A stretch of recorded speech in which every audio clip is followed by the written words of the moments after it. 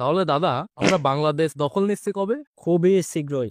কিন্তু দাদা আপনার ককটেল তো ছোট, এটা দিয়ে কাজ হবে? আরে মশাই, তুমি কোন কামান নিয়ে বসে আছো?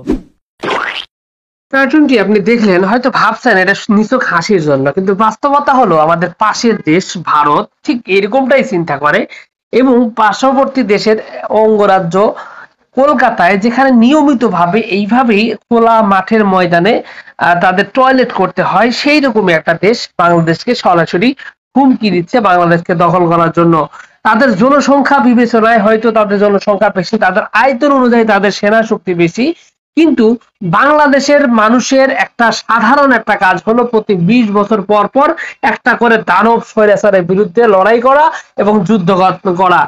গত 100 বছরে বাংলাদেশ ব্রিটিশদের তাড়িয়েছে, পাকিস্তানদের তাড়িয়েছে এবং সংবিধানের নামে অসাংবিধানিক শেখ মুজিবকে তাড়িয়েছে, আর একটা স্বৈরাচার এরশাদকে তাড়িয়েছে, সর্বশেষ আবার জঘন্য খুনি গুম খুনের হত্যাকারী শেখ হাসিনাকেও সারিয়েছে, যেটা বাংলাদেশের এখন অভ্যাসে পরিণত হয়েছে। সেই বাংলাদেশকে নাকি থাকবে না বলে হুমকি দিচ্ছে কলকাতার সাংবাদিকরা।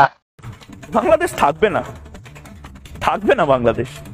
আমি বলছি না আজকে আমি চিৎকার করবো না, আমি আজ রেগে কোনো কথা বলবো না, আমি অভিমান করছি, আমি শোকাহত।